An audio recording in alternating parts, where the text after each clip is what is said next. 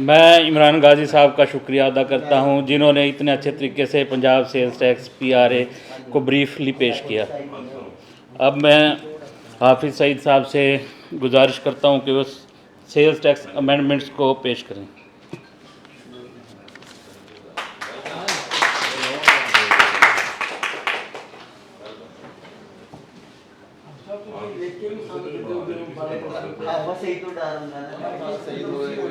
अस्सलाम वालेकुम वरहमतुल्लाहि वबरकातुहू। गाजी साहब आमदी थोड़ा सवाल आ गया इस मरतबा जी। मैं दोस्तों से मादद खा हूँ कि मैं ना कुछ मसरूफियत की बिना पे जो है ना वो जो तहरीरी मवाद होता था पहले सॉफ्ट कॉपी में भेजा करता था वो मैं भेज नहीं सका। तो ये काफ़ी अरसे बाद मैं उसको तैयार भी नहीं कर सका। यहाँ भी जो है वो थोड़ा सा मिसकम्युनिकेशन गैप पिछले कोई एक हफ़्ते 2 हफ़्ते के दौरान आया। सेक्रेटरी साहब का मुझे मैसेज आया था, क्योंकि गाजी साहब ने क्वेश्चन किया तो मैं वजाहत कर दूँ। सेक्रेटरी साहब का वॉइस मैसेज आया था कि आप जो है ना वो अवेलेबल हैं। मैंने आज इस सैटरडे की अवेलेबिलिटी इनको बता दी थी, तो दोबारा फिर इन्होंने कंफर्मेशन भी मुझे वॉइस मैसेज के थ्रू ही की थी, तो जो मैं पढ़ नहीं सका। मुझे मेरे एसोसिएट हैं अब्दुल कादिर साहब, वो जुमेरात वाले दिन उन्होंने मुझे बताया जी कि सर वो वहाँ पे जाना भी है। तो वो उस वक्त भी मसरूफियत ऐसी, मैं इनका वॉइस मैसेज ही आज सुना है मैंने। हाँ जी, को उन्होंने वो याद करा दिया। अदरवाइज अच्छा, मेरी हमेशा से ना दोस्तों से एक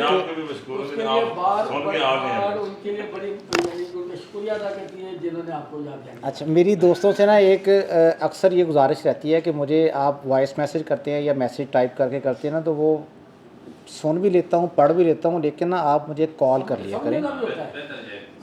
मुझे आप कॉल कर लिया करें। पढ़ना और सुनना नहीं, समझना भी होता है। वो समझना जब आप मुझे कॉल जब आप कॉल करते हैं तो मैंने हमेशा मतलब मैं अटेंड करता हूँ। अगर मैं अटेंड नहीं कर पाया तो मैं रिंग बैक ज़रूर करता हूँ, ताकि जो है ना वो मामला जो समझ भी सकूं और मैं उसका आंसर भी दे सकूं। अच्छा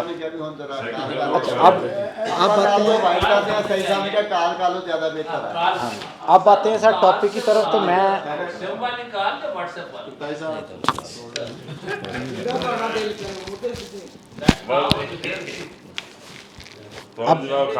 अब टॉपिक की तरफ अगर मुझे इजाज़त दें तो मैं अब टॉपिक की तरफ आता हूँ।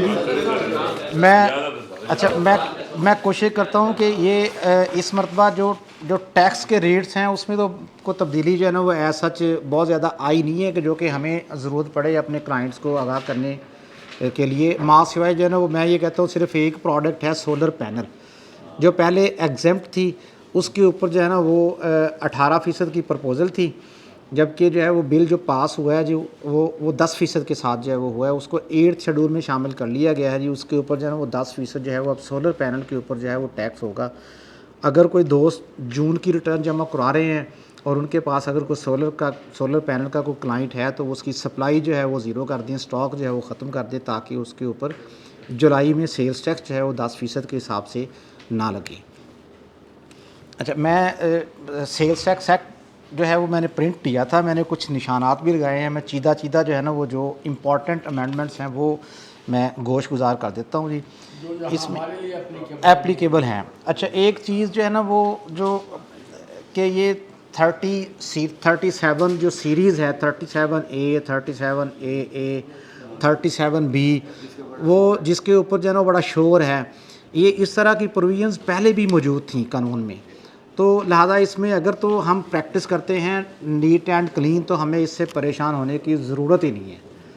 मैं उसकी एग्जांपल जो है ना वो देता हूँ कि हमेशा हम मुआशरे में बैठे हुए हैं, हमारा मोबाइल फ़ोन है ना, लोग प्राइवेसी से बड़ा परेशान होते हैं कि प्राइवेसी भाई डाटा ही ऐसा नहीं रखना चाहिए जिसको जो है वो हम कहें कि जनाब कि प्राइवेसी सबसे बड़ी तो ये है ना, मेरी अब जान निकल गई है तो वो पीछे जो है वो देखने वाले लोग जो है ना वो मेरा मोबाइल फ़ोन उठाएं और वो उनको शर्मिंदगी ना हो कि जनाब कि इसमें क्या रखा हुआ है।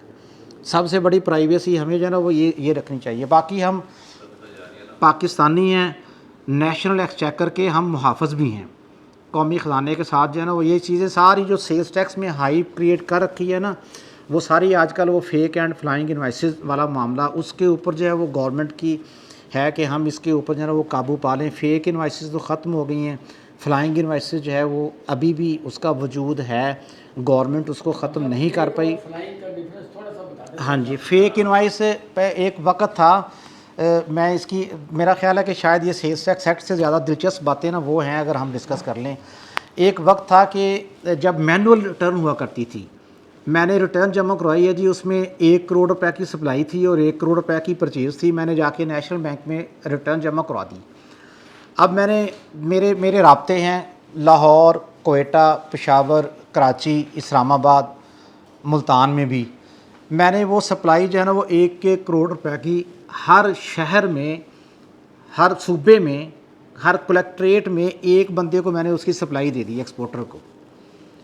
ये बहुत बड़ा सर, इसमें बहुत बड़ा स्कैम था जो कि गवर्नमेंट हमें चाहिए कि हम बतौर टैक्स प्रैक्टिशनर छोड़ें, हम एक शहरी होने के नाते जो है ना हम गवर्नमेंट के साथ चलें। कर्ज़े लेने हमने IMF से, दियारे गैर से जब पैसे आएंगे हम फिर उनको बुरा भला कहते हैं, उनकी पॉलिसी भी आएगी। मैं एक एग्जांपल दूं कि घरों में जो सबसे ज़्यादा अर्निंग एंड होता है ना, सब उसकी पॉलिसियाँ भी वही, घर में पकेगा क्या उसको देख के जो है वो पकाते हैं कि जनाब के फ़लाँ बंदे ने ये चीज़ खानी है, क्यों, वो पैसे लेके आ रहा होता है।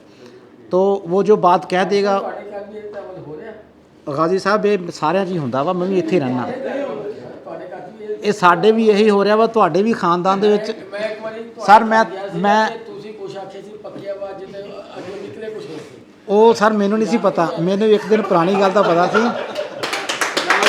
ਅੱਛਾ, ਮੈਨੂੰ ਇਹ ਵੀ ਪਤਾ ਵਾ ਜਦੋਂ ਗਾਜ਼ੀ ਸਾਹਿਬ ਦਾ ਚੱਲਣ ਦਾ ਇੱਥੇ ਇੰਤਜ਼ਾਰ ਹੋ ਰਿਹਾ ਹੁੰਦਾ ਨਾ, ਸਾਰੇ ਹੱਥ ਬੰਨ੍ਹ ਕੇ ਖੜੇ ਹੁੰਦੇ ਨੇ, ਜਾਣਦੇ ਹੋ, ਉਹ ਸਾਰੇ ਇਸੇ ਤਰ੍ਹਾਂ ਹੀ ਹੁੰਦਾ, ਇਹ ਹਰ ਜਗ੍ਹਾ ਤੇ ਇਸੇ ਤਰ੍ਹਾਂ। ਮੈਨੂੰ ਗੱਲ ਕਰ ਲੈਣ ਦਿਓ ਥੋੜ੍ਹਾ ਜਿਹਾ ਤੁਸੀਂ।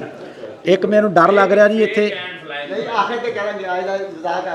ਇੱਕ ਤਾਂ ਇੱਥੇ ਗਾਜ਼ੀਆਂ ਦੀ ਤਾਦਾਦ ਜ਼ਿਆਦਾ ਵਾ, ਫਿਰ ਵਿੱਚ ਮੁਤਾਸਰੀਨ ਗਾਜ਼ੀ ਵੀ ਹੈਗੇ ਜਿਹੜੇ ਬੋਲ नहीं सकते, हंस रहे हैं बस। अच्छा, फेक इनवाइस वो जो मैं हिस्ट्री इसकी आपको बता रहा था, ये बात है जी टैक्स माली साल 2005 से पुरानी, जब मैं शागिर्द था उस वक्त ना। तो अब फ़िज़िकल जो है ना वो उसकी वेरिफिकेशन के लिए हर कलेक्ट्रेट पे वो जो एक्सपोर्टर होता था मेरे ही इनपुट टैक्स की इनवाइसेस वो क्लेम करके कि मैंने फ़लाँ बंदे से जो है ना वो परचेज़ की है। मुल्तान में एक बंदा बैठा हुआ है, वकार एंड कंपनी या जो भी है व्हाट्सएवर नाम जो था, वो एक मैनुअल लेटर भेजा करता था कलेक्ट्रेट से कि जनाब कि आप वेरीफाई करके बताएं RTO मुल्तान में, कलेक्ट्रेट मुल्तान में, कि क्या जो है वो ये इसका रिकॉर्ड एग्जिस्ट करता है। टैक्स पेयर एग्जिस्ट करता था, उसका दफ्तर होता था, वो देख के रजिस्टर एक बना होता था, इनवाइसेस बनी होती थी। RTO पेशावर से एक लेटर आता है जी, उस वक्त कलेक्ट्रेट होता था, कलेक्ट्रेट ऑफ पेशावर से जब लेटर आता था तो मैं उसका सप्लाई रजिस्टर, उसकी इनवाइसेस मैं वो लगा के जो है ना वो दे देता था इंस्पेक्टर को। इंस्पेक्टर जो है वो कवरिंग लेटर लगा के मुल्तान से जो है वो पेशावर को कंफर्म कर देता था कि ये जेन्युइन है। और अगर नहीं भी जेन्युइन तो अगर उसने ये कर दिया ना तो जो क्रॉस वेरिफिकेशन कॉन्सेप्ट ही नहीं था उस वक्त कॉन्सेप्ट नहीं था। चेक करा लिया वो बंदे से राब्ता कर लिया कि हमारा कुछ भी यहाँ नहीं है, आप इसको वेरीफाई कर दें। वो वेरीफाई करके भेज देता कलेक्ट्रेट को, कलेक्ट्रेट उसके ऊपर रिफंड दे देता। ये हर कलेक्ट्रेट में समझे कि वो 1 करोड़ की जो सप्लाई थी उसके ऊपर जो था ना वो 15-15 लाख रुपए का रिफ़ंड जो है ना वो हर कलेक्ट्रेट से हो जाता था। ये था उस वक्त से ये सिलसिला चला है मेरे। अच्छा, मैं अपने ये जो आज वाला सिस्टम है ना, आज वाला सिस्टम मैं फ़ख्र से कहता हूँ कि ये जो आज वाला सिस्टम जो सेल्स टैक्स रिटर्न का है, हम उस वक्त जब कंप्यूटर का नाम नहीं होता था, मैंने जो ट्रेनिंग ली है मैंने इसी सिस्टम से ली है। मेरे दफ्तर में जहाँ से मैंने ट्रेनिंग ली वो वहाँ पे यही सिस्टम जो था, चेयरमैन अब्दुल्ला यूसुफ की मैं बात करूँगा, हमारे साथ वो जो थे बिल्कुल राब्ते में थे। हमने कई बार उनकी जाके जो है वो मीटिंग्स भी अटेंड की।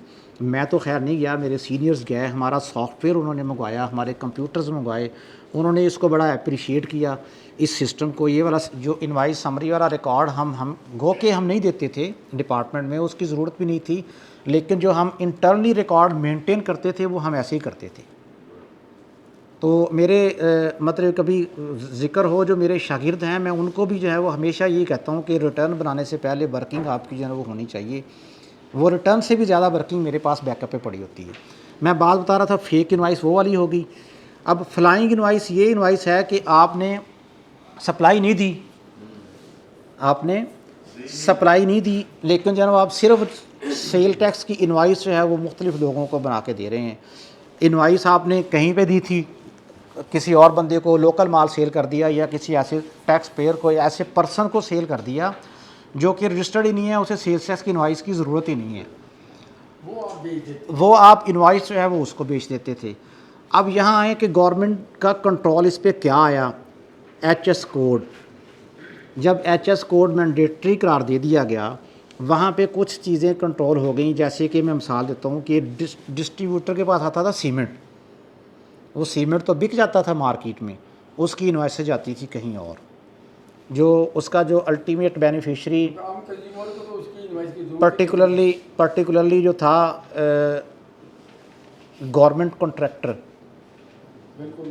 जो जनरल ऑर्डर सप्लायर, वो वहाँ जाती थी। तो मैं फिर अगेन मतलब मैं ये भी बता दूं कि मेरे पास गवर्नमेंट कॉन्ट्रैक्टर एक भी क्लाइंट नहीं है, ना मैं रखता हूँ। उसमें वजह ये है कि वो सर्विस मांगता है आपसे फेक एंड फ्लाइंग इनवाइसेस की, साथ में आपको नहीं आती ये सर्विस? गाजी साहब मैंने बहुत सारिया सर्विस आदि वा, तो मैं तुसीं आप बाद तुहानूं दस देवांगा मैं। अच्छा तो अच्छा, ये फेक एंड फ्लाइंग इनवाइस का कॉन्सेप्ट कुछ जो है वो कंट्रोल हो गया जी HS कोड की वो आने की वजह से, ठीक है ना। और जो डायरेक्ट इनवाइस यानी कि आ जाती है आपके रिटर्न में, वो रिटर्न में डायरेक्ट वैसे भी आ जाती है जी कि मैंने अगर सीमेंट बेचा था ना, मैंने सप्लाई जो है वो दे दिया, उससे फ्लाइंग इनवाइस में वो इतना बड़ा मतलब है कि वो नहीं पड़ा। हाँ अलबत्ता उससे फेक एंट्री में फ़र्क पड़ा है कि फेक इनवाइस कह लें आप कि फेक ही होती थी सारा कुछ, कि फ्लाइंग का नहीं पड़ा, उससे फ़ेक का बिल्कुल पड़ा है जी। कि फ़ेक तो मैं परचेज़ डाल देता था फ़र्ज़ी कि मैंने गुलाम अली चुगताई एंड कंपनी से जो है ना वो मैंने इतने करोड़ की है, इतने लाख की परचेज़ की है, जबकि उनको पता भी नहीं होता था। ये जब से ये रिस्ट्रिक्ट किया, अच्छा ये सफ़र है, सिंगल पेज की रिटर्न होती थी, और आज आप सेल्स टैक्स की रिटर्न जो है वो देख लें, ये कितने ट्रांजिशन मतलब उसमें आए हैं, कितना। ये 2008 से जुलाई 2008 से मैंडेटरी किया था कि आपने जो है ना वो ये रिटर्न है ना कंपलसरी आपने ये ऑनलाइन ही फाइल करनी है। 2000 जो टैक्स ईयर 2007 था उसमें जो ऑप्शनल था टैक्स पेयर्स के लिए, कुछ लोगों ने उसी वक्त उसको अडॉप्ट कर लिया था। बहरहाल मैं ये दरख्वास्त ये करूँगा कि ये जो इंफॉर्मेशन टेक्नोलॉजी में ये चेक्स है ना, QR कोड वगैरह लगना या ये लगना या वो लगना, इससे गवर्नमेंट के साथ हमें कोऑपरेट करना चाहिए। जहाँ पे जेन्युइन हमारा प्रॉब्लम है, अगर हम जेन्युइन प्रॉब्लम बताएंगे ना तो वो हल भी हो जाएगा। अगर हम ये शोर वेला के जनाब के नहीं जी मर गया जी ये क्या कर दिया जी वो क्या कर दिया, इसे छोड़ें। बच्चों को लेके आए फील्ड में, जो हमारे जो बुज़ुर्ग साथी हैं अपने बच्चों को बिठाएं, पढ़े लिखे हैं, इंफॉर्मेशन टेक्नोलॉजी के साथ। हर किसी का टिकटॉक का अकाउंट भी है, यूट्यूब का भी है, फेसबुक का भी है, मोबाइल चला लेते हैं ये। अच्छा ये जो स्कैम है ना, जो फ्रॉड होते हैं, मियाँ चन्नू में बैठे हुए लोग ज़्यादा मतलब कि यहाँ पे माजरत के साथ पढ़े लिखे लोग नहीं करते, पढ़े लिखे नहीं मैं करूँगा जी, नहीं मैं करूँगा, पढ़े लिखे लोग नहीं करते। यहाँ पे पढ़े लिखे लोग बैठे हुए हैं, वो सारे के सारे जो है ना वो अनपढ़ लोग हैं। वो जब नहीं गवाही देंगे वो अच्छा सर नहीं तुसी देखो पढ़े लिखे लोगों ने फ्रॉड किया या अनपढ़ ने किया। अच्छा मैं आता हूँ जी सेल टैक्स में जो अमेंडमेंट हुई है ना उस पे आ जाएं, जो सेल्स टैक्स में अमेंडमेंट हुई हैं।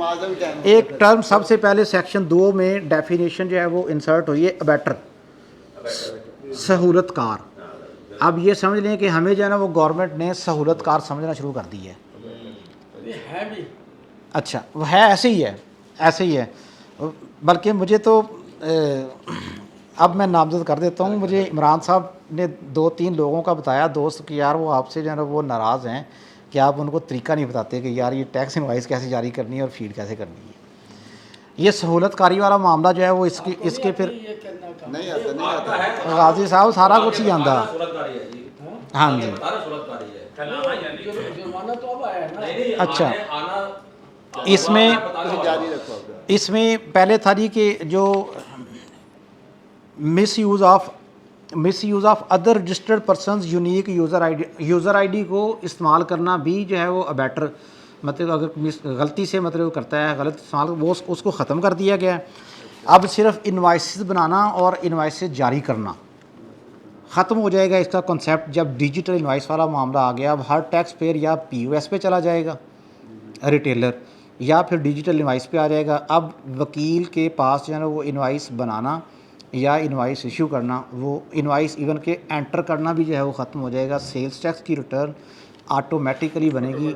ये जो गवर्नमेंट तशहीर कर रही है ना कि वकील की ज़रूरत नहीं रहेगी, ये वाकई नहीं रहेगी। कम अज़ कम सेल्स टैक्स में जस्ट क्लिकिंग ऑफ बटन अब उसका जो रोल रह जाएगा, ठीक है ना, और उसके बाद आपकी सेल्स टैक्स की रिटर्न तैयार है। इनकम टैक्स में अभी शायद मतलब कि अभी वकील की ज़रूरत पड़ेगी। अच्छा, बैंक अकाउंट रखना जुर्म है, ये पहले भी जुर्म था कि अगर आप किसी की चेक बुक अपने दफ्तर में रखते हैं, किसी की स्टैंप रखते हैं, किसी की इनवाइस बुक रखते हैं, ये पहले भी सेल्स टैक्स एक्ट में प्रोविजन मौजूद थी। नहीं, अगर उससे काम के चार्जेस लेता है वो बता तो क्या वो उसको रिकॉर्ड नहीं अब उसकी बिजनेस प्रेमिसेस पे जाना चाहिए। गाइस साहब मैं बताता चलूँ कि अच्छा ये है क्या, ये जो रिसेंटली जो ये कानून पहले से मौजूद था, ये इम्प्लीमेंटेशन ऑफ लॉ है जो कि थ्रू इंफॉर्मेशन टेक्नोलॉजी है। अब एक बिजनेसमैन अपनी चीज़ें जब बेच रहा होता है वो गेट पास बनाते हैं। गेट पास तो बनाना हर बंदा अपने लिए फ़र्ज़ समझा हुआ है, किसी की छोटी फैक्ट्री भी है। इनवाइस का भी कानून ये है कि आप जो माल बेचेंगे जो बाहर जाएगा उसके पास सेल्स टैक्स की इनवाइस भी होना चाहिए। नहीं देते थे। अब राहदारी पुराने ज़माने में जो होती थी। अच्छा है ले जाने का या नहीं? अच्छा, तो इसमें है ये कि फिर अब जो सेल्स टैक्स की इनवाइस, अब जब डिजिटल इनवाइस आ जाएगी आप पिछले दिन की इनवाइस नहीं बना पाएंगे, तो इसका मतलब ये है कि जब आपका माल जाएगा तो उसके साथ इनवाइस देना आपकी मजबूरी बन जाएगी। कुछ अगर दोस्तों का क्वेश्चन अगर होगा कि जनाब कि अगर उस माल को वो माल वापस आ जाता है या जो है वो उसमें कोई रेट में फ़र्क आ जाता है, डेबिट क्रेडिट नोट की प्रोविजन मौजूद है। डेबिट क्रेडिट अच्छा डेबिट नोट फीड कर सकेंगे आप, क्रेडिट नोट फीड नहीं कर पाएंगे। डेबिट नोट होगा सप्लाई के अगेंस्ट, अगर डेबिट नोट होगा तो इसका मतलब ये है कि आपकी सप्लाई बढ़ रही है, टैक्स लायबिलिटी बढ़ जाएगी। सप्लाई को आप अगर कम करेंगे तो क्रेडिट नोट जारी होगा जो कि जिसकी एंट्री जो है वो आपका बायर करेगा।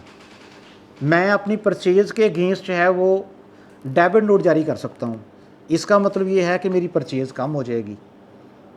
तो इस पर हर सेल इनवाइस डेबिट नोट की हैसियत रखती है, हर परचेज इनवाइस क्रेडिट नोट की हैसियत। ये एक अकाउंटिंग टर्मिनोलॉजी है, अगर किसी को बाद में मतलब ये बड़ी लंबा टॉपिक है, अगर ज़रूरत पड़े तो मुझसे पूछ सकते हैं। अच्छा, इसमें अब मुख्तलिफ़ किस्म की प्रोविजंस जो है वो ऐड की गई हैं थ्रू कोरियर या ई बिल्टी ई कॉमर्स जो थी उसके थ्रू जो पहले सप्लाई होती थी उसके ऊपर जो है ना वो टैक्स जो है वो बाईपास कर जाते थे। अब जो है ना वो हर स्टेज के ऊपर ये कोरियर कंपनी हो गई या बैंक हो गया या ई कॉमर्स प्लेटफॉर्म है उसके ऊपर भी अगर उसके थ्रू सप्लाई होगी तो वो सप्लाई की डेफिनेशन में भी आ गई है और उसके ऊपर बाकायदा तौर पे रिड्यूस रेट भी जो है वो लगा दिया गया है। तो इसके ऊपर जो है ना वो अब टैक्स चार्ज होगा इन सब। अच्छा, रिटेल प्राइस में ये मेरा ख्याल है कि प्रैक्टिकली हमारे यहाँ पे काम की नहीं है कि इसमें जो रिटेल प्राइस का तयन होगा वो 130% of the value determined under section 25 of the customs act. Custom act में जो इंपोर्टेड गुड्स होंगी, कस्टम ड्यूटी को जो है वो कस्टम ड्यूटी और सेल्स टैक्स को डिटरमिन करने के लिए वो कस्टम डिपार्टमेंट जो है ना वो वहाँ पे प्राइस का तयन करता था। अब रिटेल प्राइस जहाँ पे कस्टम जो अथॉरिटी है वो रिटेल प्राइस का तयन अगर करना पड़ेगा जो थर्ड शेड्यूल की प्रोडक्ट हैं तो वो 130% होगा। मींस के वो जो प्राइस नॉर्मल जो है आम हालात में कस्टम डिपार्टमेंट डिटरमिन करता था, अब वो अगर उसका रिटेल प्राइस का तयन करना पड़ेगा तो वो 100 की बजाय 130 रुपये होगी। ये वैल्यू एडिशन ताकि जो है वो आने वाले जो स्टेजेस हैं दरमियान में डिस्ट्रीब्यूटर, डीलर, होलसेलर जितने भी लोग हैं उन तक जो प्रॉफिट मार्जिन जो है वो उसमें ऐड हो जाए। टैक्स फ्रॉड की डेफिनेशन को चेंज किया गया है जी। वो मैं फिर अगेन कहता हूँ कि हमारे लिए परेशान नहीं है, क्योंकि अगर हम टैक्स फ्रॉड नहीं करते तो हमारे लिए परेशानी का बायस वो हरगिज़ भी नहीं है।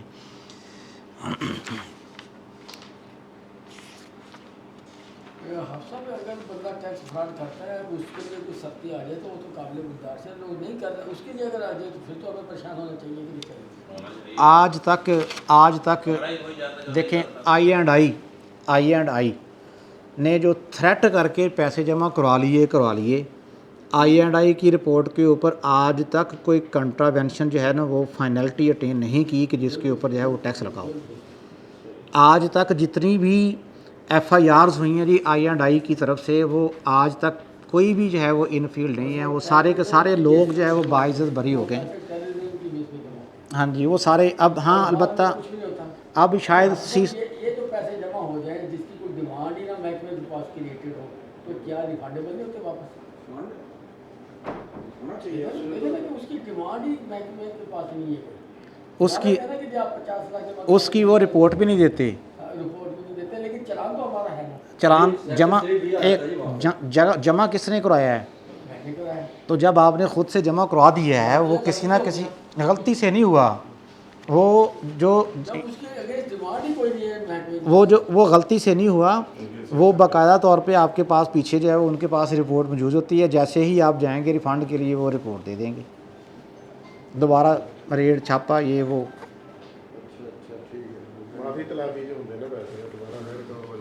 अच्छा अब आगे चलते हैं जी। बेस्ट पैसे भी जमा कराओ तो ना दोनों दियो तो वो नहीं तो वो नहीं किसी ਉਹ ਰਿਫੰਡ ਹੋ ਜਾਣਗੇ। और रिफंड ਉਹ ਮੈਨੂੰ ਦੱਸਣਾ, ਤੁਸੀਂ ਤੁਹਾਨੂੰ ਮੈਂ ਲੈ ਦਾਂਗਾ ਅਗਰ ਤੁਸੀਂ ਕਿਸੇ ਨੂੰ ਦਿੱਤੇ। ਹਾਂਜੀ ਉਹ ਮੈਂ ਲੈ ਦਾਂਗਾ ਤੁਹਾਨੂੰ, ਤੁਹਾਡਾ ਅਗਰ ਕੇਸ ਹੈ ਤਾਂ ਤੁਸੀਂ ਮੈਨੂੰ ਦੱਸਣਾ, ਉਹਦੇ ਤੇ ਤੁਹਾਨੂੰ ਮੈਂ ਡਿਫਾਲਟ ਸਰਚਾਰਜ ਵੀ ਲੈ ਦਾਂਗਾ, ਪੈਨਲਟੀ ਵੀ ਲੈ ਦਾਂਗਾ। ਹਾਂਜੀ ਕੌਮੀ ਖਜ਼ਾਨੇ ਵਾਲੇ ਨਹੀਂ ਹੋਣਗੇ। वो नहीं होने ਹਾਂਜੀ ਨਹੀਂ ਇਹ ਸਾਰਿਆਂ ਵਾਸਤੇ ਹੈਗੀ ਹੈ ਜੀ, ਇਹ ਸਾਰਿਆਂ ਵਾਸਤੇ ਆ। अच्छा नेक्स्ट है जी सेक्शन 11D।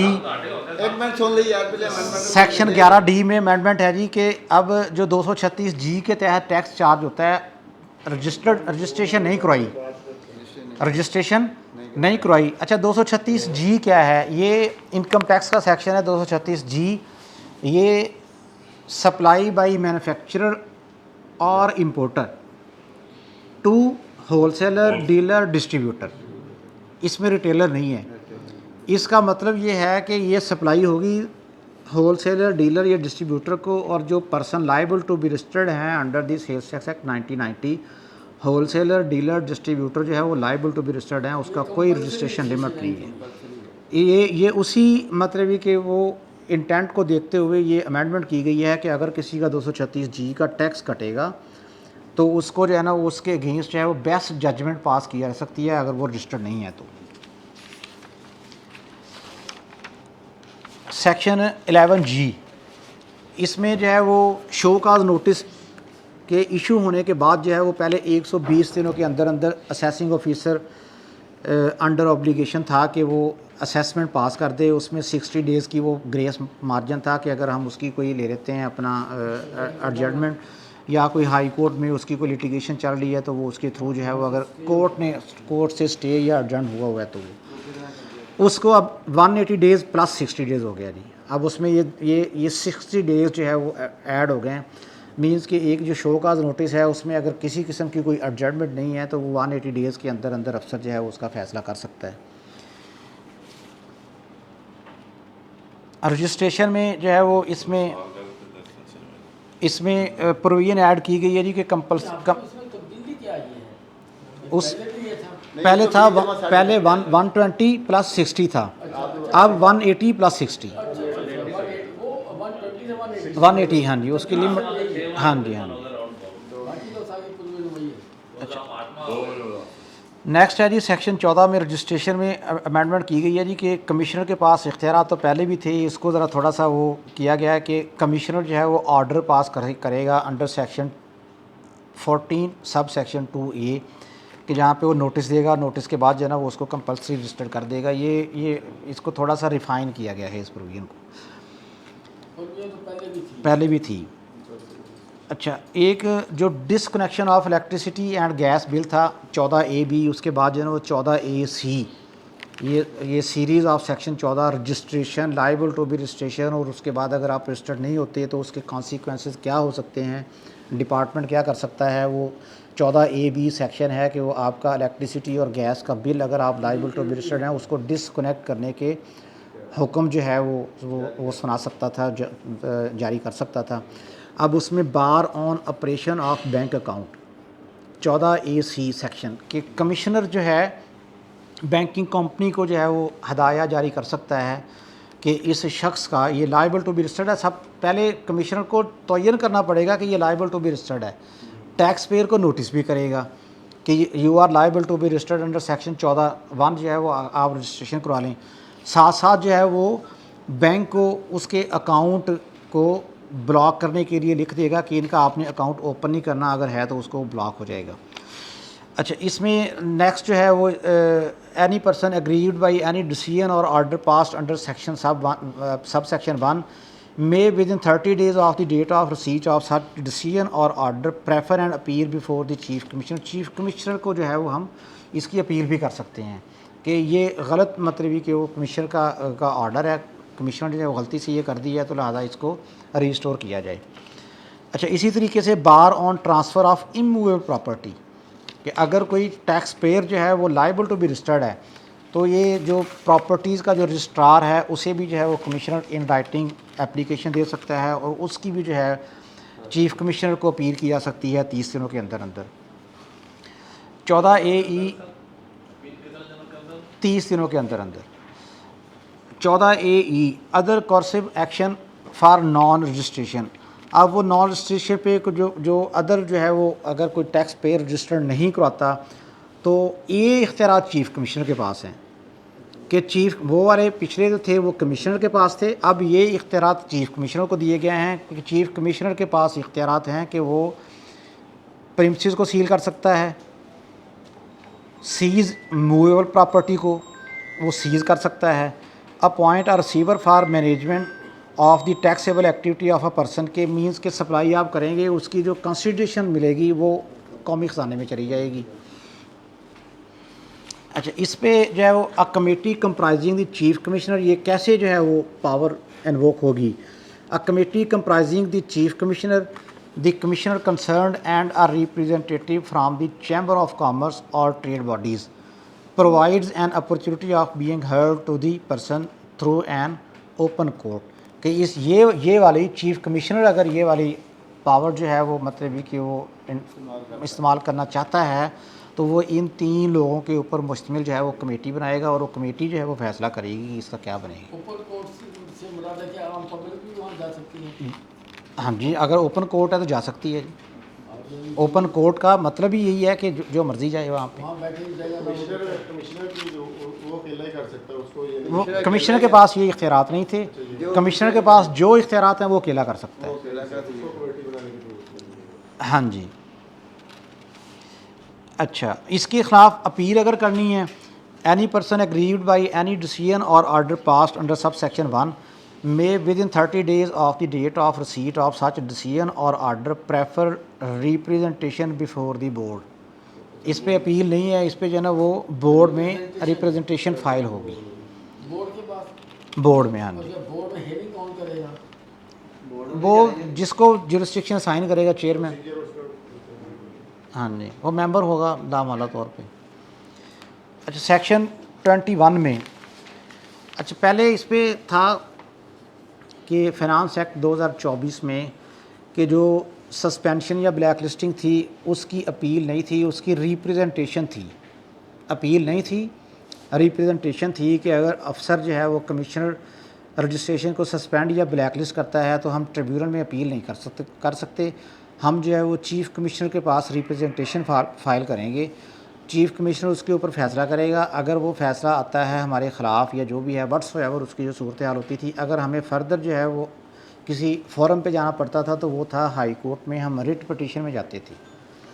तो इस पे जो है वो अब वो चीज़ सारी जो फ़ाइनेंस एक्ट 2024 वाली अमेंडमेंट थी वो ख़त्म कर दी है, बल्कि मैं आगे आने वाले उसमें जो जहाँ पे कमिश्नर अपील के जो इख्तियारात होंगे अपील वाले उसमें मैं डिस्कस करता हूँ कि इसकी अपील भी अब पहले ट्रिब्यूनल में होती थी, अब कमिश्नर अपील के पास आएगी।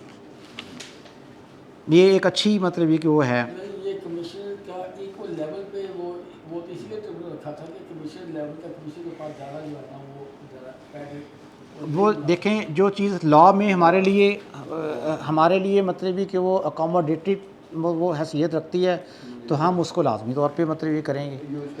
पहले भी हमारे कुछ वकला जो है वो अदर की का वर्ड अपना इस्तेमाल करते हुए ये फोरम पे अपील करते थे, वो अलग बात है। कमीशन अपील जो है ना वो उसको रिजेक्ट कर देता था। अच्छा, बहरहाल इसको इस ऑर्डर को अब अपीलेबल जो है वो करार दिया गया है। पहले ये ऑर्डर अपीलेबल नहीं होता था। अच्छा, appointment of experts and auditors. अब एक तरफ तो ये ऑडिटर्स की अपॉइंटमेंट वाला मामला इसमें कि वो जो है वो 2000 वाली जो कैपिंग थी वो ख़त्म कर दी है। पहले वो प्रपोज़ल थी, लेकिन अब जो बजट जो है वो बिल पास हुआ है, वो पास में जो 2000 वाली लिमिट थी ना वो लिमिट ख़त्म हो गई है। बहरहाल चार्टर्ड अकाउंटेंट जो है वो बतौर ऑडिटर जो है वो अपॉइंट हो सकते हैं। इस लेकिन कई सालों से हुए नहीं है। इसका प्रोसीजर नहीं, ये अब इसके ऊपर जो है ना वो होगा इंशाल्लाह ताला। ये उम्मीद है कि आपके लिए ये वो नहीं रहेगा कि रही दिल ही कि दिल में हसरतें, ये अब आपकी जो हसरत है रहेगी नहीं, इंशाल्लाह ताला आप अपॉइंट हो जाएंगी। जाने से पहले और सबसे ज़्यादा जो कदर है ना आपकी, वो हमारे भाई नईम साहब करेंगे आपकी कदर ना, क्योंकि ये ऑडिटर की कदर बड़ी करते हैं जी।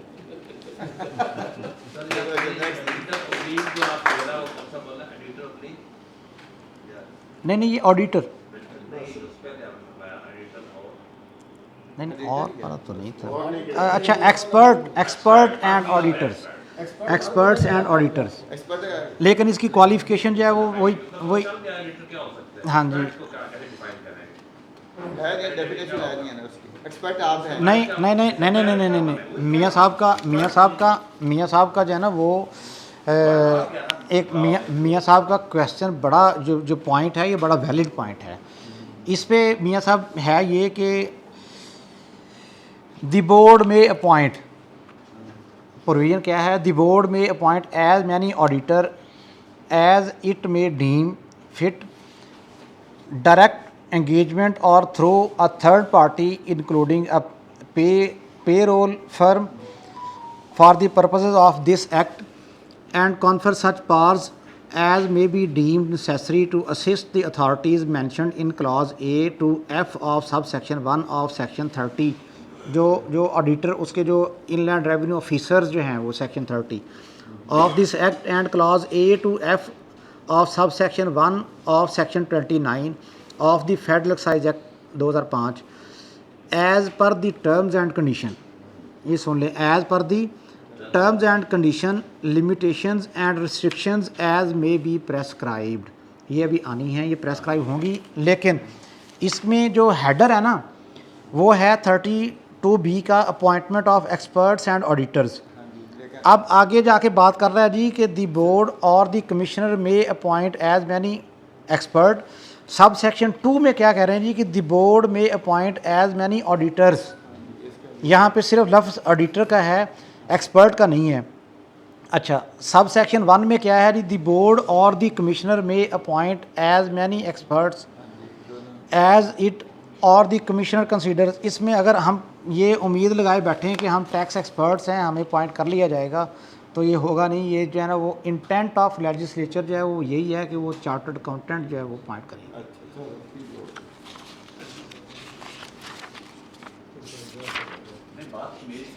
क्लेम तो किया जा सकता है ना, क्वेश्चन नहीं, अभी वो डेफिनेशन सर वो अभी उसके रूल्स एंड रेगुलेशन आने हैं।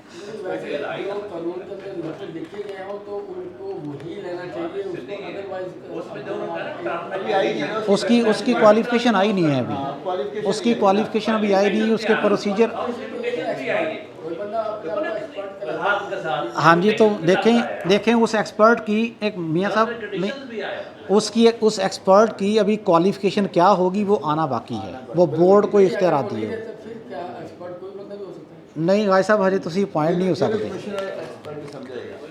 नहीं, एक्सपर्ट तो बंदा जो गाय साहब बात कर रहे हैं वो हर बंदा कह सकता है मैं एक्सपर्ट हूँ, ठीक है ना। उसकी जो बेसिक क्वालिफिकेशन है वो अभी जो है वो क्राइटेरिया भी आना बाकी है। क्वालिफिकेशन हो लेकिन उसका एक्सपीरियंस ही ना हो तो एक्सपर्ट कैसे कैसे वो चलाएगा? वो ना हो जी, वो जब कमेटी के सामने पेश होगा, कोई रिक्रूटमेंट कमेटी होगी।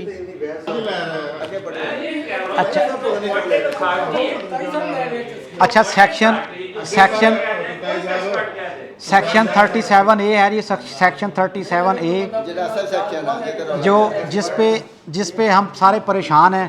Power to inquire and investigate offences warranting prosecution under this act.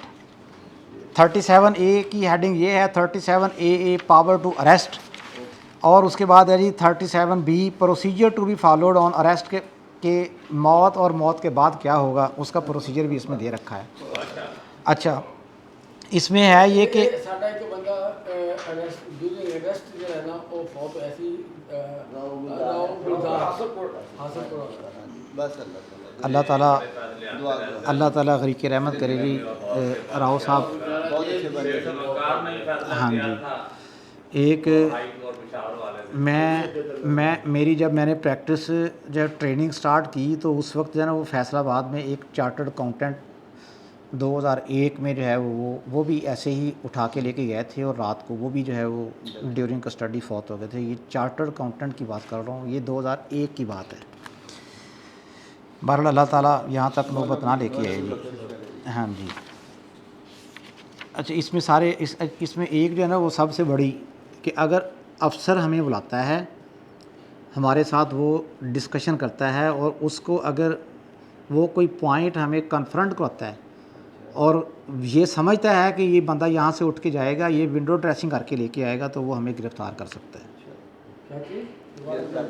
कि अगर कोई अफसर ये समझता है कि इसमें ये बंदा यहाँ से उठ के जाएगा, ये टैंपरिंग करेगा, तो वो हाँ जी, कि ये रिकॉर्ड में टैंपरिंग करेगा, तो वो जो है वो उसे गिरफ़्तार कर सकता है। ये कैसे हो सकता है? ये आईटीपी है या कोई टैक्स पे नहीं ये तो ये उसकी अज्यूम करने से कैसे होगा?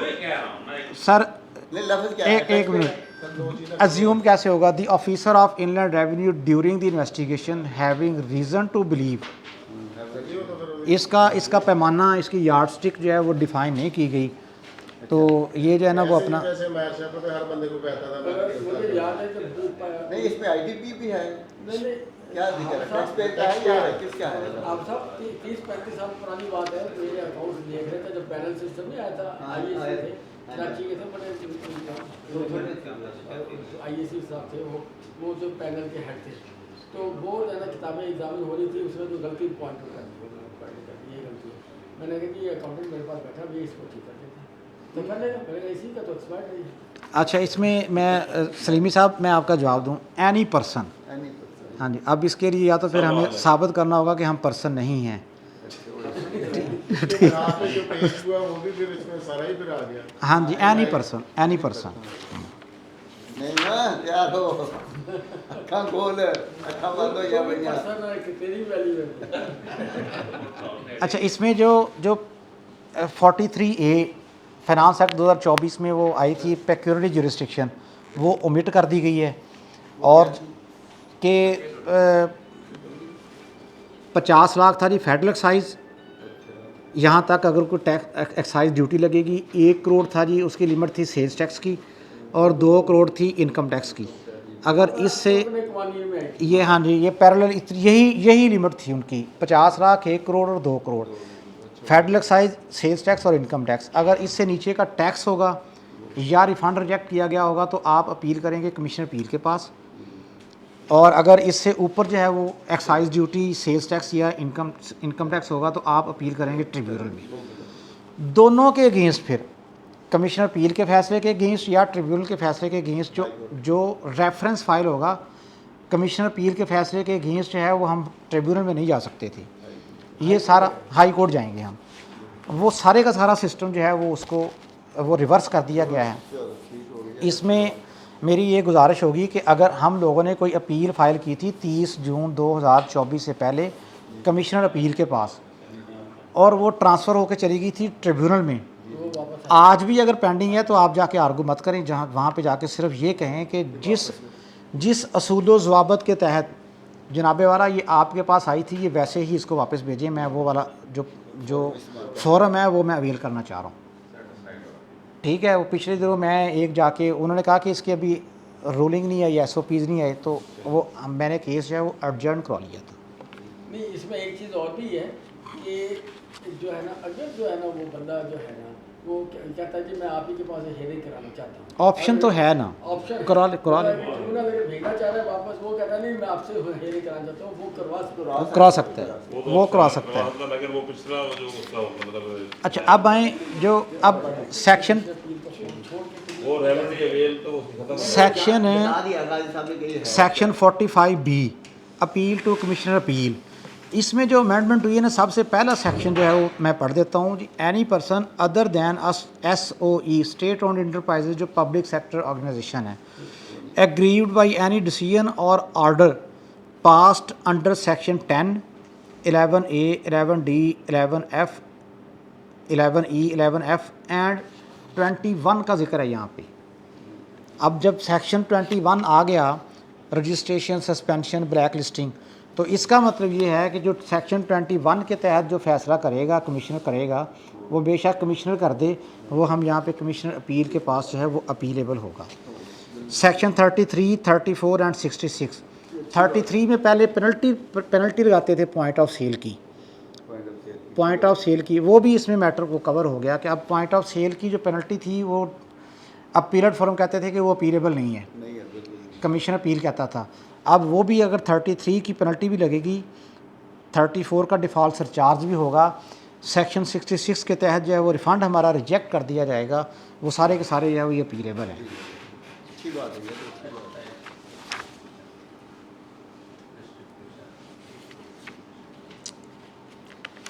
अच्छा, दिन थे पहले रेफरेंस टू हाई कोर्ट, पहले 30 डेज़ कर दिए गए थे फिनांस एक्ट 2024 में, अब उनको बढ़ा के फिर वापस जो है वो 60 डेज़ वाला मामला आ गया कि पुराना कानून वापस आ गया जी कि अब अच्छा पुराना कानून ना सिर्फ वापस आया है बल्कि बेहतर फॉर्म में वापस आया है। जैसे कि सेक्शन 33 की अमेंडमेंट एडिशन उसमें कि हम अपील कर सकते हैं, सेक्शन 21 की जो है वो कि हम वो भी अपीलेबल आ गया और कमिश्नर अपील के पास हम कर सकते हैं स्पेसिफिकली। अच्छा, अब जो अपॉइंटमेंट ऑफ ऑडिटर थी, अपॉइंटमेंट ऑफ ऑडिटर था, इसमें इंस्पेक्शन ऑफ ऑडिट फर्म के टैक्स अथॉरिटीज़ को जो ऑडिट फर्म जो ऑडिट करते थे, ये फर्जी जो है वो कर दिया या बगैर विदाउट रिकॉर्ड के कर दिया, उसकी इंस्पेक्शन के भी जो इख्तियारात जो है वो दिए गए हैं कि ये जो है ना वो आप मतलब कि किसी भी ऑडिट फर्म को ऑफिसर नोटिस करके ऑडिट के बारे में छानबीन कर सकता है।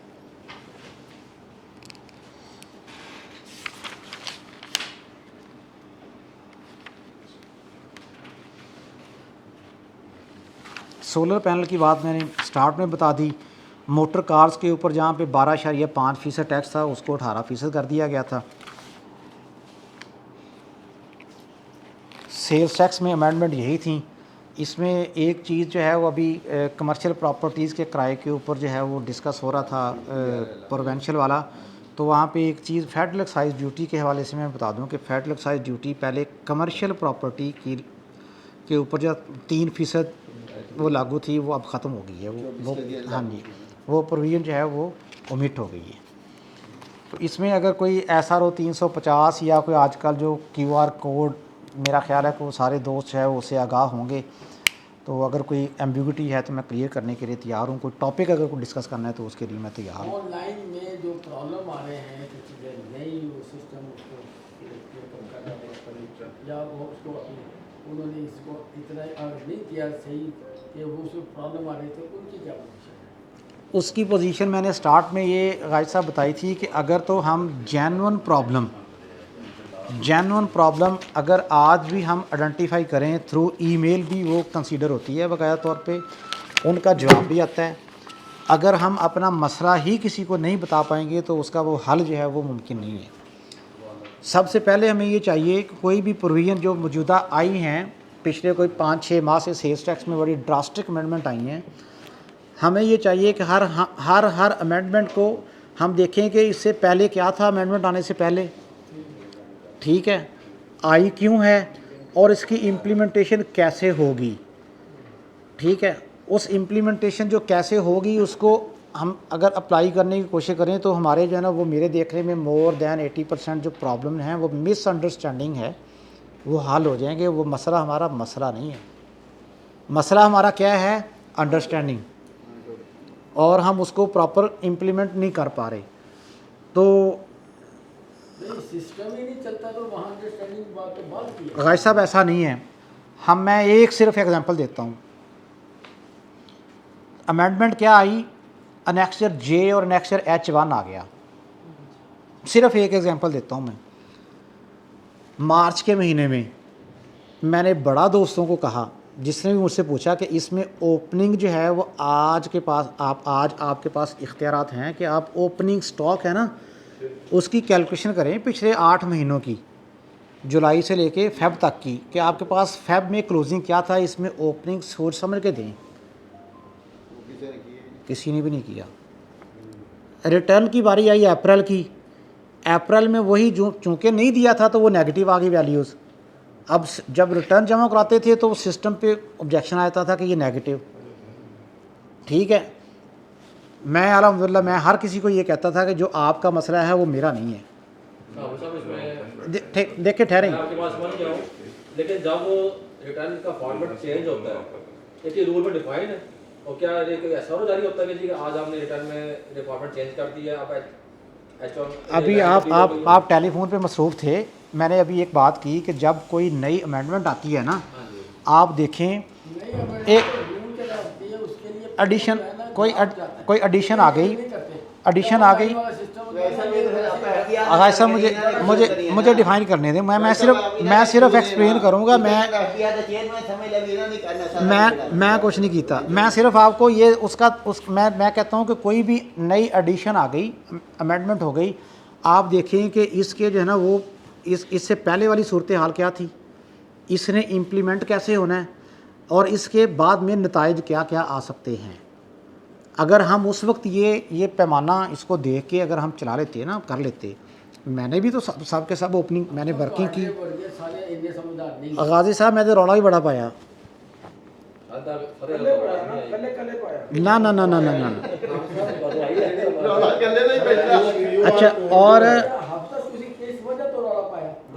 कि ओपनिंग के वर्किंग करो तो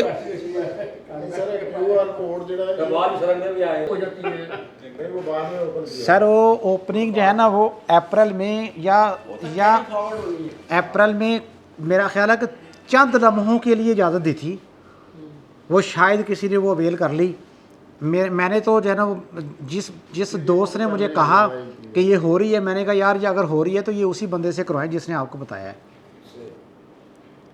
रिटर्न रिवाइज करनी पड़ी मार्च की, जिनका वाकई जेन्युइन प्रॉब्लम था उनको रिटर्न जो है वो रिवाइज ही करनी पड़ी। हाँ, कुछ लोगों को दोस्तों को मैंने मशवरा दिया था कि अगर आपका बायर जो है वो रजिस्टर्ड नहीं है, बायर आपका रजिस्टर्ड नहीं है, तो आप क्वांटिटी में जो है ना वो ऊपर नीचे कर दें। ठीक है, उसको करके आप एडजस्ट कर दें। आपने जो है ना वो 6000 kg बेचे हैं ना, तो आप 6000 की बजाय आप 2000 kg लिख दें। अच्छा, ये आपका मसला बैक पे नहीं आ जाएगा? नहीं होना आएगा, पहले भी आएगा।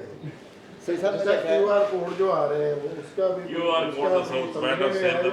हाँ जी, QR कोड जो है ना वो एक वक्त था जब ये अमेंडमेंट आनी शुरू हुई ना, अगर आपने अपने ई इंटरमीडियरी में अपने क्लाइंट में जो 181 में अगर आपने अपना वो अकाउंट दे रखा है तो वो आप अपना अकाउंट इस्तेमाल करें और जो है वो बेधड़क होकर करें। आप ये किसी मैटर की डेफिनेशन में नहीं आते। सिर्फ अगर आप गोशवारा जमा कराने पे अगर कोई बंदा फ्रॉडिया बन गया तो यहाँ पे हर शख्स बैठा फ्रॉडिया है। बेशक हमने मुझ समेत देखें अगर गोशवारा जमा कराना ही फ्रॉड है ना तो मैं भी फ्रॉडिया हूँ। आपको अच्छा सा नहीं अगाज साहब नहीं, देखें मत डरें।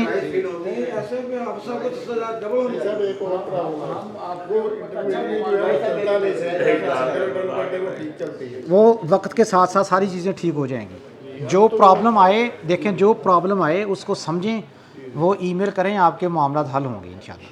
सही साहब, ये पीओएस सिस्टम लाना इंडिविजुअल वास्ते आ गया भी अगस्त तो लाजमी है ते company digital invoicing detail point of sale है रिटेलर के लिए, अच्छा और जो डिजिटल इनवॉइसिंग है वो है हर टैक्स पेयर के लिए, हर टैक्स पेयर हर टैक्स पेयर के लिए, पीओएस किसके लिए रिटेलर के लिए रिटेलर के लिए। वो आदमी अभी भी ये कम अगस्त तो आ रहा है वो नहीं, देखें आप पीओएस इंस्टॉल करवाएंगे तो डिजिटल आप इसके देख लेते हैं। फिर मैं अगेन बात की थी कॉन्सिक्वेंसेस भी देखें कि इसके बाद में जो है ना वो नताइज क्या आएंगे। आप पीओएस लगवाएं, 236H आपका बाईपास हो गया। सबसे पहले आपका बेनिफिट क्या है, आप क्लेम तो करें कि 236H आपके जो डीलर हैं, खाद के डीलर, आपके जो है उसके सीमेंट के डीलर, ठीक है ना, आपके टायर के डीलर, आपके इलेक्ट्रॉनिक्स के डीलर, इनको नोटिस आ रहे हैं 236H दें जनाब। इनकी कंपनी जो प्रिंसिपल कंपनी है डीजी सीमेंट है, डॉलेंस वाले हैं, फौजी फर्टिलाइज़र है, वो 236G चार्ज कर रहे हैं इनसे। दैट्स वाई जो है वो हमारे जो मेरे भी क्लाइंट हैं उनको 236H के नोटिस आ रहे हैं। डिपार्टमेंट का मौक़िफ़ इस हद तक तो दुरुस्त है। अब आएँ, अगर आप वाकई रिटेल सेल कर रहे हैं तो आप डिजिटल इनवॉइसेस हरगिज़ मत लगाइएगा। डिजिटल इनवॉइस का मतलब ये है कि आप होलसेल कर रहे हैं, आप रिटेल शो करने के लिए आप पॉइंट ऑफ सेल वाली ऑप्शन में जाएं, आपका 236H बाईपास हो गया। इसके साथ साथ और भी काफ़ी सारे मतलब कि वो हैं जो कि बेनिफिट आप अवेल कर सकते हैं। जो आपकी प्री रिक्वेस्टीज़ बनती हैं आप वो जाएं तो सही ना, सिर्फ मामलात आपने सीधे रखने हैं। अब इस चक्कर में कहीं आके कि जनाब के एमरजेंसी में आके आपने डिजिटल इनवॉइस वाला सिस्टम जो है ना वो अडॉप्ट नहीं करना। आपने दो रास्ते हैं आप हमारे पास, हम जिस मर्ज़ी रास्ते से जाना, बात एक ही है, नतीजा एक ही है, रियल टाइम रिपोर्टिंग हो रही है जी, ठीक है। लेकिन जहाँ पे हमारे बेनिफिट हैं हमें वहाँ जाना ये चाहिए। आपको कैसे पता है दो हमारे यहाँ सेल टैक्स रजिस्टर के टाइम पे ਅਸੀਂ बैलेंस शीट ऐड की वो ਸਾਡੇ ਕੋਲ 50 ਲੱਖ ਦੀ, लेकिन उसके बाद कंपनी को माल आके साढ़े क्रेडिटर बन के सेल हो जाती है साड़ी 6 करोड़ 7 करोड़ की। इसमें भी हमारे जो इनकम टैक्स के प्रैक्टिशनर है ना उनसे मेरी दरख्वास्त ये है कि बैलेंस शीट बनाया करें। जो मैं सर ठहरें ज़रा, जो इनकम टैक्स के प्रैक्टिशनर है ना उनसे दरख्वास्त ये है कि बैलेंस शीट ज़रूर बनाया करें और उसके टोटल जो है वो भी वहाँ पे लिखा करें बाकायदा तौर पे। इसमें अमेंडमेंट आ गई थी, पहले था सिर्फ़ और सिर्फ इक्विटी कि जो मेरा नेट जो खालिद सरमाया है सिर्फ उसकी हद तक था कि उसको 5 टाइम आप मल्टीप्लाई करें। अब तो आपकी टोटल जो आपके जो क्रेडिटर भी हैं उसको भी शामिल करके जो आपकी बैलेंस शीट का टोटल बनता है उसको आप मल्टीप्लाई 5 से करें, सिस्टम आपको इजाज़त देता है। 2024 की रिटर्न आपने जमा कराई, आपका क्वेश्चन ये था गाई साहब कि हमने at the time of registration balance sheet दी, अब जो है वो हमारा बिज़नेस का जो वॉल्यूम था वो बढ़ गया। उस वक्त हमें पता ही नहीं था, हमने एस्टिमेटेड जो है ना वो 20-20 लाख करके दे दी। अब अगर किसी भी दिन, आज है 19 जुलाई 2025 को भी अगर आपने एप्लीकेशन देनी है ना, आपको सिस्टम रिस्ट्रिक्ट ज़रूर करता है कि आप 2026 वहाँ पे सिलेक्ट करेंगे। आप जो अपनी बैलेंस शीट देंगे ना, लेटर पैड के ऊपर दें, उसके ऊपर लिख दें बैलेंस शीट एज एट 19 जुलाई 2025। बैंक स्टेटमेंट का भी आप क्लोजिंग वही दें जो आपका। अब आएँ, आपका जो सप्लायर है उसने आपको उधार माल दे दिया, उसका सर्टिफिकेट साथ लगाएं कि मैंने इसको सप्लाई दी है एक ट्रेडर को, ये हाँ जी मैंने इसको उधार पे सप्लाई दी है, 19 जुलाई को मैंने इससे इतने पैसे लेने हैं। आपका बायर है, उसने आपको एडवांस पेमेंट दे दी, ठीक है, आप उसका भी सर्टिफिकेट लगवाएं कि मैंने जो है ना बैंकिंग चैनल होना चाहिए। आप बैलेंस शीट रिवाइज़ करें, रिजेक्ट कैसे होगी, अफसर कैसे रिजेक्ट करेगा। रूल 5 का जो 2F है, आप आईआरएस में जाएं, आप अपनी जो प्रॉपर बैलेंस शीट है वो फाइल करें, हर साल इनकम टैक्स की रिटर्न जमा कराएं। इनकम टैक्स की रिटर्न जमा कराने के बाद अगर आपका टर्नओवर जो है वो बढ़ जाता है, वॉल्यूम बढ़ जाता है, बैलेंस शीट प्रॉपर होनी चाहिए, उसके टोटल होने चाहिए। आप जो है ना वो जैसे ही इनकम टैक्स की रिटर्न जमा कराएं, आप on the basis of that documents income tax की रिटर्न आपके 120 का जो आपका जो ऑर्डर है वही काफ़ी आपके लिए कि जनाब ये आपने एक्सेप्ट किया तो हमारी मेरी बैलेंस शीट भी ज़रा इस पर भी नज़रसानी करें, गौर करें, वो हो जाएगा आपका मामला। अच्छा, एक है सीमेंट डीलर है, वो सिंपली ये उसमें रिटेलर्स को दे रहा है, उधर तो कुछ ये नहीं है कि दे रहा है ए को है तो बी के 236H, अब जो देना तो है उन्होंने, उसके लिए 236H के लिए वो किसी का नाम डाल देता है ऐसे, उधर तो कोई फ्लाइंग इनवॉइस का कोई ऐसे इस हद तक आप मैनेज कर लें, कोई ऐसा मसला नहीं है। अगर वो रिटेलर मैं एग्जांपल देता हूँ, आप खानेवाल में बैठे हैं, मखदूमपुर पहोड़ा में एक छोटा सा बंदा बैठा हुआ है जिसको आप जो है ना वो माल सप्लाई दे रहे हैं, खाद जो है वो ले जाता है आपसे उठा के, वो कंपनी का डीलर नहीं है, वो रजिस्टर्ड भी नहीं है, आप उसको सेल जो है वो डॉक्यूमेंट्री उसमें भी ना डालें, आप मैनेज कर लें, आप खुद से पॉइंट ऑफ सेल में छोटी छोटी इन्वाइसेस आप फील कर दें। इस हद तक तो देखें जहाँ पे वो ऐसा नहीं है कि वो वेरिफिकेशन नहीं है, वेरिफिकेशन नहीं है। हाँ और ना ही आगे कहीं इनपुट वगैरह हाँ किसी ने नहीं कुछ जी, मेरा ख्याल है कि टाइम काफ़ी हो गया है, अगर कोई क्वेश्चन किसी का नहीं है, अच्छा ਤੁਹਾਡੇ ਆਪਾਂ ਬਾਤ ਵੀ ਕਰ ਲਾਂਗੇ। ਇੰਨੇ ਸਵਾਲ ਕਰ ਲੈ ऐसे भी सुन लिए ਤੁਹਾਡੇ यही तो सुनना है। सही साहब तो हर नाल सवाल होए, ऐसे सवाल बहुत ਹੁੰਦੇ ਤੇ ਮੈਂ ਕੋਸ਼ਿਸ਼ ਕੀਤੀ ਕਿ ਜਵਾਬ ਹੀ ਦਿੱਤੀ ਰੱਖੀਏ ਨਾਲ ਨਾਲ ਹੀ। ਥੈਂਕ ਯੂ ਜੀ, ਸ਼ੁਕਰੀਆ। ਤੁਹਾਡੇ ਮਨ ਵਿੱਚ ਤਾੜੀਆਂ ਲੱਗਦੀਆਂ ਤੁਹਾਡੇ ਹੁੰਦੇ ਇਹੀ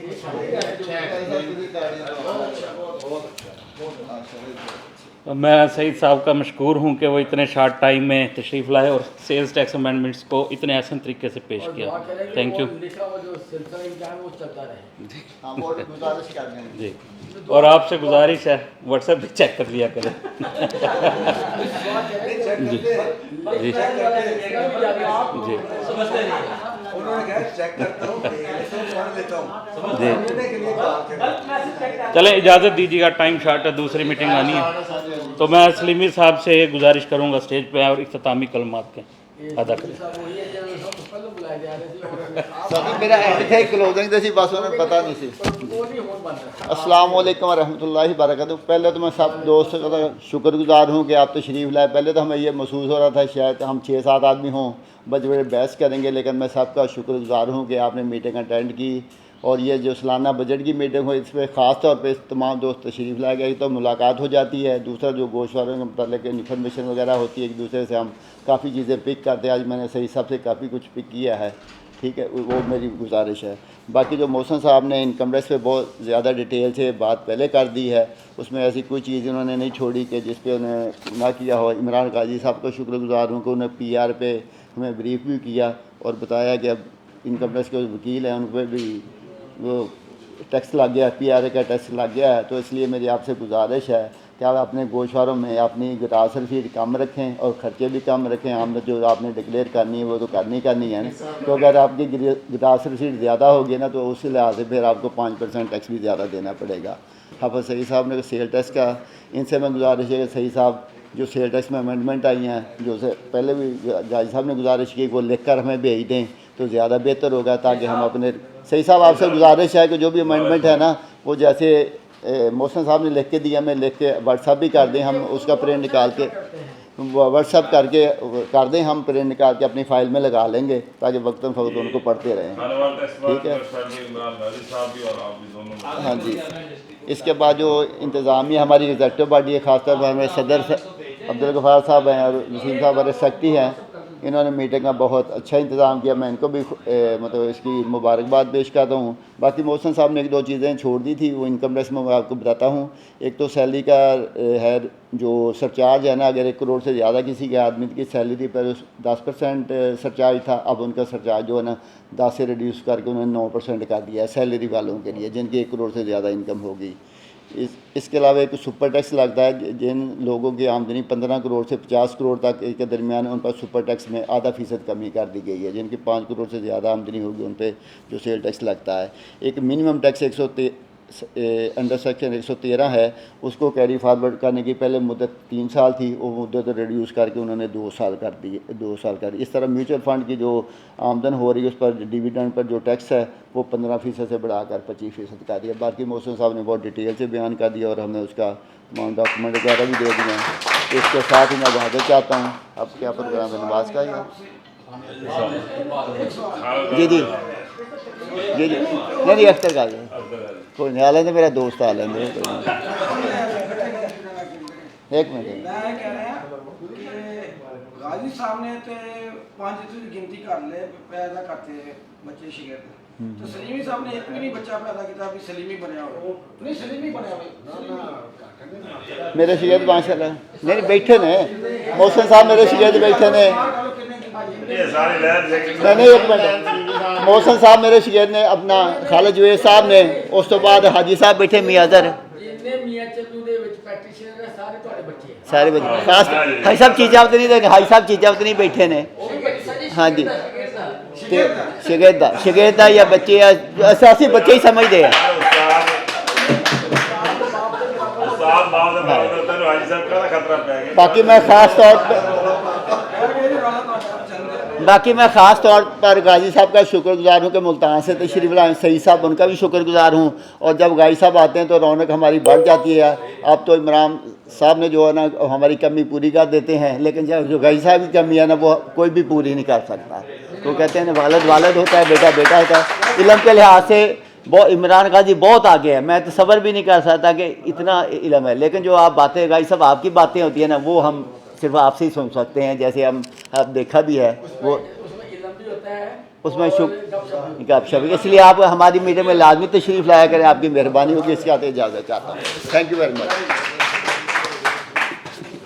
अब सब मेंबर से गुजारिश है कि डाइनिंग रूम में तशरीफ़ ले जाएं, उधर खाना तैयार है।